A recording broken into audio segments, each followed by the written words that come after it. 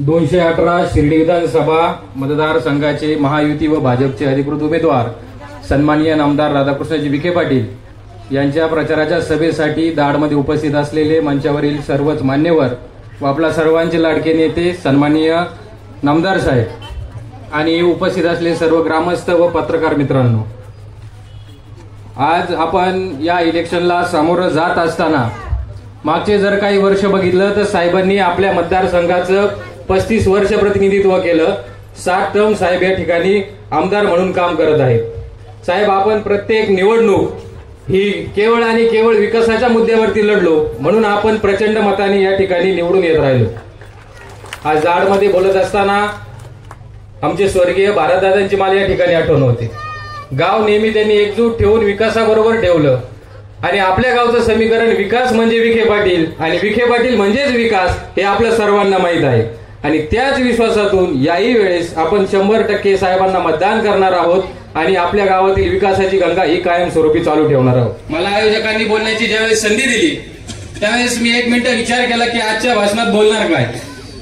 त्यावेळेस मला समोरील उमेदवार डोळ्यासमोर आले की ज्या लोकांनी कधी कोणाच्या सुखदुःखात सहभागी झाले नाही, कधी कुठले विकास कामं केले नाही आणि ते लोक आज उघड माथ्याने लोकांकडे मतदान मागत आहे. आज आपण एवढा विकास केलेला असताना आपण जनसामान्यापर्यंत पोहोचलं पाहिजे ही भावना माझी आहे. साहेब, मी समोरच्यांचं भाषण ऐकलं. नेहमी सांगतात ते, मला एक माणूस भेटला, तो म्हटला की मला पीएमटी मध्ये ऍडमिट करून घेतलं नाही. एक माणूस भेटला, तो म्हटला माझ्याकडे विकास झाला नाही. त्यांच्या भाषणामध्ये नेहमी एक माणूस असतो. एक माणूस भेटला, म्हटलं की शिक्षण संस्थेमध्ये माझ्याकडून पैसे जास्त मागितले.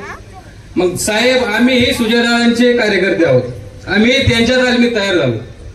आम्ही म्हटलं एक माणूस कोण शोधून काढला पाहिजे आणि आम्ही तो एक माणूस शोधून काढला आणि तो माणूस भेटला, तो त्यांचाच होता. त्याला म्हटलं का रे बाबा, तू कायम सांगत असतो, आज तुझी आमची योगायोगाने भेट झाली. आम्हाला सांग, एवढ्या परिसरामध्ये विकास हे सर्वजण विकासाचं गुणगान गात आहेत, तुम्ही का म्हणता विकास नाही? तो म्हटला मी तुम्हाला वैयक्तिक सांगतो, माझं नाव कोणाला सांगू नका. मी सांगत नाही साहेब, तो माणूस म्हटला. जसा महाभारतामध्ये धृतराष्ट्र होता, त्याला दिसत नव्हतं म्हणून त्याला सांगायला संजय होता, तसा एक संजय आपल्याकडे पण येऊन गेला. आणि तो संजय आल्यानंतर त्यांनी यांच्या डोळ्यावरती काळी पट्टी बांधलेली आहे. जोपर्यंत इलेक्शन संपत नाही तोपर्यंत यांच्या डोळ्यावरची काळी पट्टी जाणार नाही. त्यामुळे यांना फक्त दहशत शब्द आठवेल, विकास यांना कधी दिसणार नाही. त्यानंतर आता माणूस भेटला तर आम्ही सोडणार कशाला त्याला? म्हटलं बाबा, तुमच्या एवढ्या सभा होत आहे, मग तुम्ही ती फक्त अशी पासपोर्ट फोटो सारखी सभा का दाखवता? जरा मंचावरचे लोक दाखवा, समोर बसलेले लोक दाखवा. तो म्हटलं ते दाखवता येणार नाही. म्हटलं काय काही गर्दीची अडचण आहे का? गर्दी होत नाही का? तो म्हणे ते इलेक्शन सुरू झाल्यानंतरचा प्रॉब्लेम होता, त्याच्यावरती आम्ही उत्तर काढलं, गर्दी आता होते म्हणे. म्हटलं मग अडचण काय? तो म्हणे तुमचा जास्त आग्रह असेल तर आम्ही समोरील व्यक्ती दाखवू, पण ती एकाच सभेत दाखवू, सगळ्या सभेला आम्ही दाखवू शकत नाही. म्हटलं का? ते म्हणे आमचे फक्त सभेचे गावं बदलतात, समोर बसणारे तेच लोक असतात, लोक कधी बदलत नाही. त्यामुळे साहेब, आपण नेहमी कामावरती मतं मागितली, कामावरती आपण लोकांच्याकडे गेलो आणि या लोकांनी आपल्यावरती विश्वास ठेवला. आज दाडमध्ये स्ट्रीट लाईट असतील, रस्ता असेल, पुलाचं काम असेल, त्यामुळे दाडची जी बाजारपेठ आज खुलून गेलेली आहे. म्हणजे प्रत्येक ठिकाणी प्रत्येक विकास बघितला तर त्याला सन्माननीय साहेबांचं नाव जोडलं गेलेलं आहे. त्यामुळं समोरच्या लोकांचं फक्त तोंड बोलतं आणि आपल्या साहेबांचं काम बोलतं, हे आपण सर्वांनी लक्षात घेतलं पाहिजे. त्यानंतर पदांवरती टीका केली गेली, एका घरात जास्त पदं दिले गेले. आज दाडमध्ये जर पद मोजले ना, एवढे पद साहेबांनी दिले. सभापती पद दिलं, डायरेक्टर पद दिलं, ग्रामपंचायत आपल्याकडे, सोसायटी आपल्याकडे. माझ्यासारखा सर्वसामान्य कार्यकर्त्याला पक्षाच्या माध्यमातून साहेबांनी तालुक्यावरती काम करण्याची संधी दिली, पक्षाच्या माध्यमातून साहेबांनी मला जिल्ह्याच्यावर काम करण्याची संधी दिली. याच्यापेक्षा काय पाहिजे अजून? आणि यांच्याकडे फक्त एक शब्द आहे, दहशत. माझं खुलं आव्हान आहे, तुम्ही दहशत शब्द ज्यावेळेस वापरता ना, दहशत शब्द वापरता तुम्ही उदाहरणासह वापरत जा. लोकांना तरी कळू द्या कुठं दहशत आहे. हे उदाहरण द्यायला तयार नाही. त्यानंतर यांनी एक स्लोगन आणला, अभी नाही तो कभी नाही.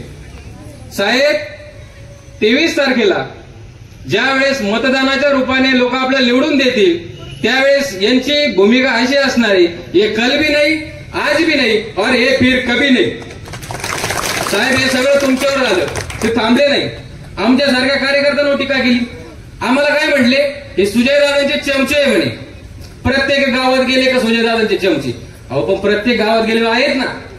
तुमच्यासारखी परिस्थिती नाहीये. तुमच्याकडे आहे का? आमच्या कार्यकर्त्यांना, दादांच्या कार्यकर्त्यांना तुम्ही चमचे म्हणता, मग तुमच्या बरोबर हिंडतात ते काय पंटर लोक आहे का?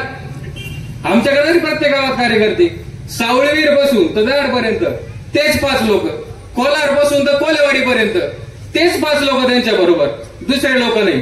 तुम्ही आम्हाला चमचे म्हणता. मी तुम्हाला सांगतो, आमचं दैवत नामदार राधाकृष्ण विखे पाटील आहे आणि आम्ही त्यांचे भक्त आहे.